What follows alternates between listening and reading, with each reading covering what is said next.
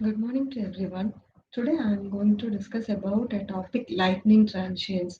All of you have seen lightning, and lightning transients are nothing but the transients that occur during the discharge from the cloud. So transients, all of you know that it is nothing but change in voltage or current. So during this lightning process, what will happen?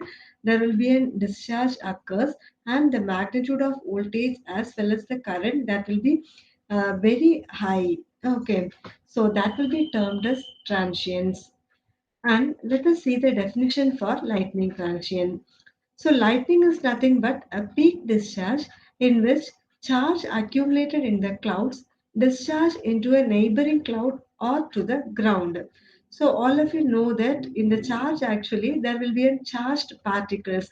So, during this lightning process, what will happen means these charged particles that will be discharged into the nearer cloud or into the ground. So that discharge process that will be termed as lightning.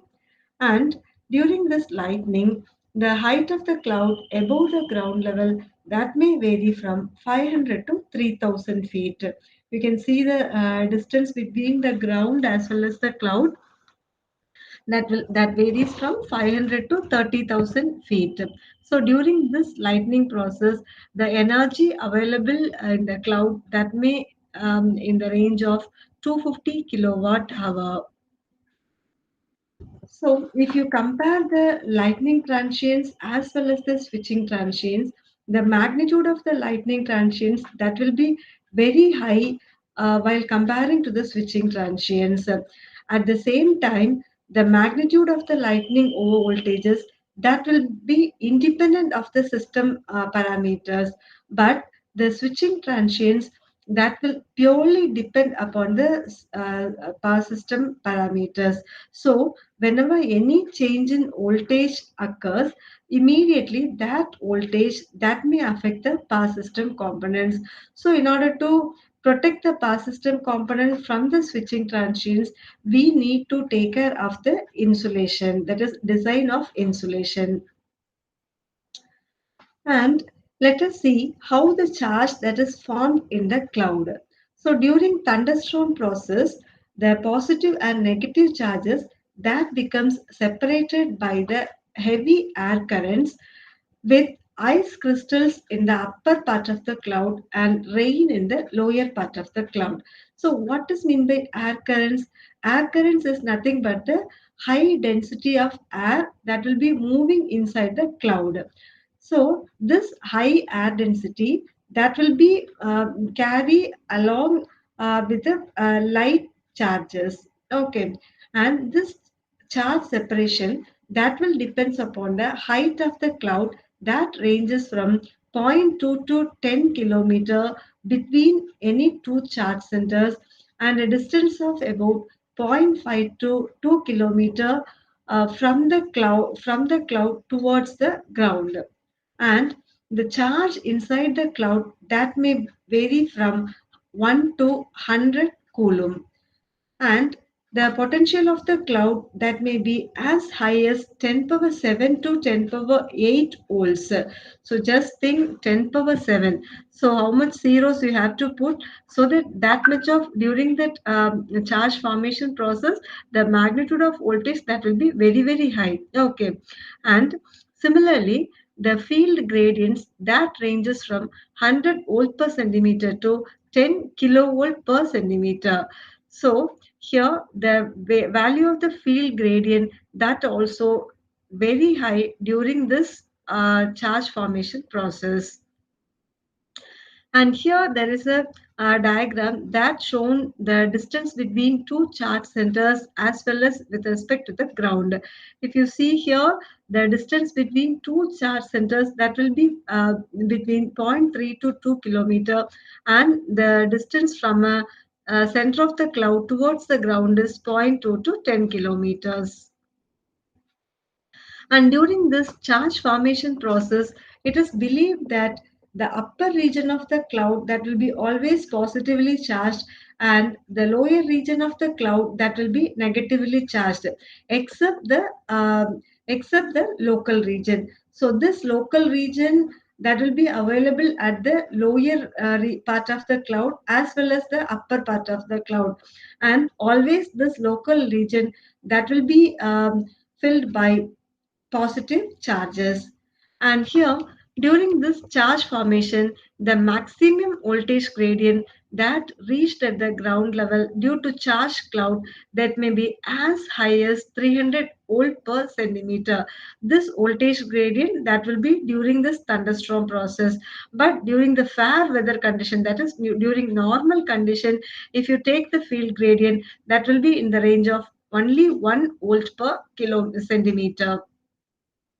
Now we can see the charge distribution inside the cloud. So as I told you earlier, the upper region of the cloud that always consists of positive charges, and the lower region of the cloud that always have the negative charges. But this is a local region, this local region which always have a positive charges. This charge separation inside the cloud that will be explained by means of three theories: Wilson's theory, Simpson's theory, as well as Reynolds and Mason's theory. Among all the three theories, this Reynolds and Mason's theory that plays a major role in this charge separation in the uh, uh, cloud. Let us discuss about this Reynolds and Mason's theory. So, these Reynolds and Masons are nothing but the two scientists. They developed this theory, so that's why the name Reynolds and Mason.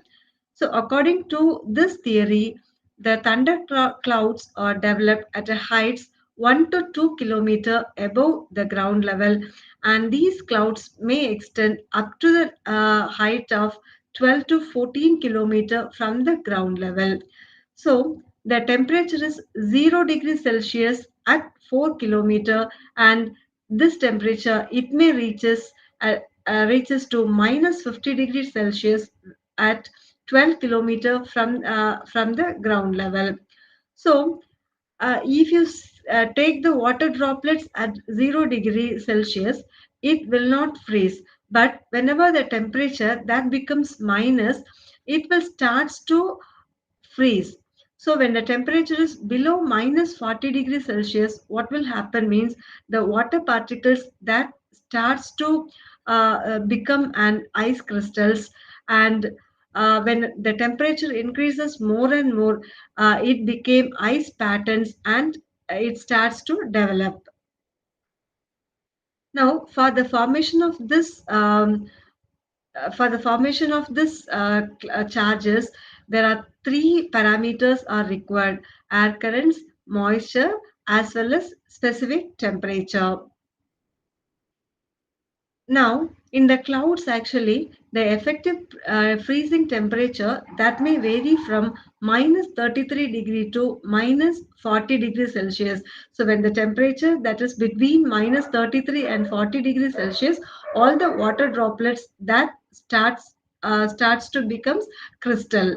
Okay. Now, the water droplets in the thunder cloud are blown up by the air currents and get supercooled over a range of heights and temperature. So we have seen that from minus 33 to 40 degrees Celsius, what will happen? The water droplets, it started to become an ice. Okay. And these water droplets that will be taken up by the air currents, because the weight of the water droplets that will be very less compared to the ice crystals. So these water droplets that will be taken up by the air currents, and there they get the droplets, they get super cooled. Yeah, when these water droplets that will be taken up by the air currents with very high temperature, very high height as well as temperature. Now, this upward moving supercooled water droplets that will act on the cooler hailstone.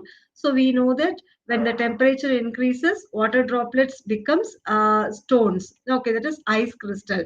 So these ice crystals that will be starts moving from the upper part towards the ground.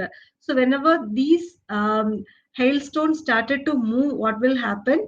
Um, initially it these ice crystals, that is only partially it becomes ice crystals. Okay, like when you keep water in the fridge, what will happen? Initially only the outer portion of the ice crystals started to develop. Okay, so afterwards, after some temperature, again the same ice crystals that kept in the same temperature, the entire portion of the water droplets becomes ice crystal. Okay, so same procedure here also. So initially only the outer layer of the water droplets start cooled.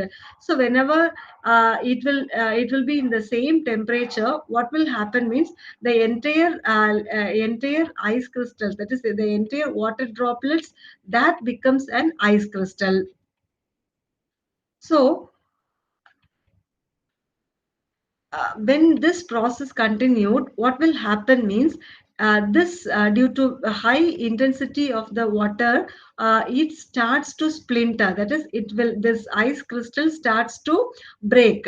So and spraying all the frozen ice shell in the nearby clouds. Okay, and these splinters that being fine in size and are moved up by the air currents, because it is very light weight also, so that these ice crystals, that is small ice particles, that will be taken up by the air currents, and these crystals that will be carrying a net positive charge to the upper part of the cloud, and the weighted ice stones that will be moving towards the ground, because due to its high weight as well as the gravitational force, these ice crystals that will be started and moving towards the ground. So the upper portion of the cloud that will always have the positive region, positive charges, and the lower portion of the cloud that will always have the negative charges. So this is the theory that is explained by Reynolds and Mason. So according to this Reynolds and Mason, the upper portion of the cloud that will have an positive charges, and the lower portion of the cloud which will always consist of the negative charges.